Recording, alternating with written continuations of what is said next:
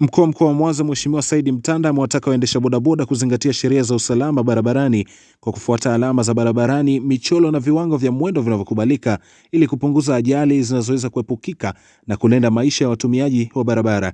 Mheshimiwa Mtanda ametoa wito huo leo Juni 12, 2026 wilayani Sengerema wakati wa hafla ya kukabidhi vyeti na leseni kwa waendesha bodaboda zaidi ya 2000 waliokamilisha mafunzo ya usalama barabarani yaliyotolewa kwa ushirikiano kati ya shule ya udereva ya Winpass na chama cha bodaboda.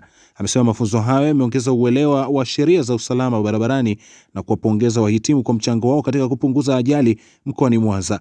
Pia amewasihi kuepuka matumizi ya vilevi wanapokuwa barabarani na kujiunga na bima ya afya kwa wote na mfuko wa taifa wa hifadhi ya jamii NSSF ili kujihakikishia usalama wa afya na ustawi wao wa baadaye. Leo ni siku ya furaha kwetu sisi sote na familia zetu kwa ujumla, kwa sababu kupokea leseni hizi za udereva ni ishara kwamba serikali inawatambua sasa rasmi kwamba nyie ni maafisa usafirishaji mliokamilika, sio wababaishaji. Kwa hiyo ni mafanikio makubwa sana kwenu nyinyi vijana, lakini pia ni faraja kwa jeshi la polisi, kwa sababu sasa hamtagombana hovyo kule barabarani. Hamtawakwepa polisi, kwa sababu polisi wao ni rafiki wa raia. Kauli mbiu ya jeshi la polisi inasema usalama wa raia na mali zake.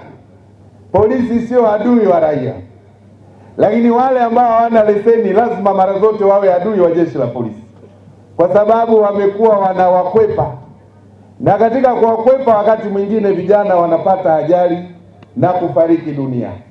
Kwa hiyo leo ni siku muhimu katika historia yenu, kwa sababu mmekuwa wasikivu, mmekwenda masomo, mmepata vyeti, tumewasimamia na leseni zenu mnazipata bila mizengwe wala rushwa ya aina yoyote. Leo tukiwa tunahitimisha.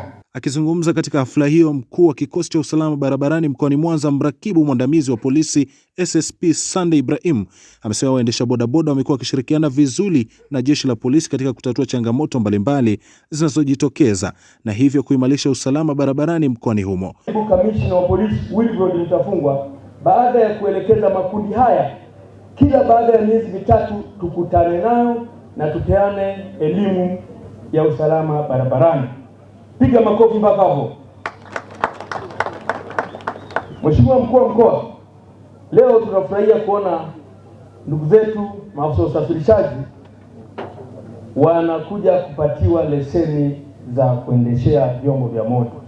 Tulikuwa tunajiuliza na tulikuwa tunapata kigugumizi mwanzoni kabisa, Mheshimiwa Mkuu wa Mkoa, kumuita mwendesha chombo cha moto kama bodaboda, sasa unamuita afisa usafirishaji. Kwa unapata kigugumizi sana. Unamuita afisa usafirishaji, hana sifa ya kuzingatia yale matakwa ya kisheria. Lakini leo hii Mheshimiwa Mkuu wa Mkoa, ukiwaita afisa usafirishaji wanafuraha kwa sababu wamepata maarifa, wamepata vigezo, wamepata uelewa mkubwa sana katika kuzingatia sheria, kanuni na taratibu za usalama barabarani. Maafisa usafirishaji, piga makofi.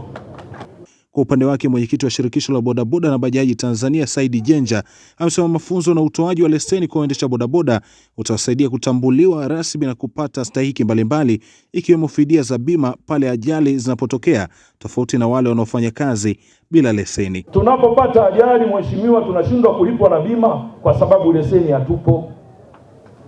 hatuna leseni.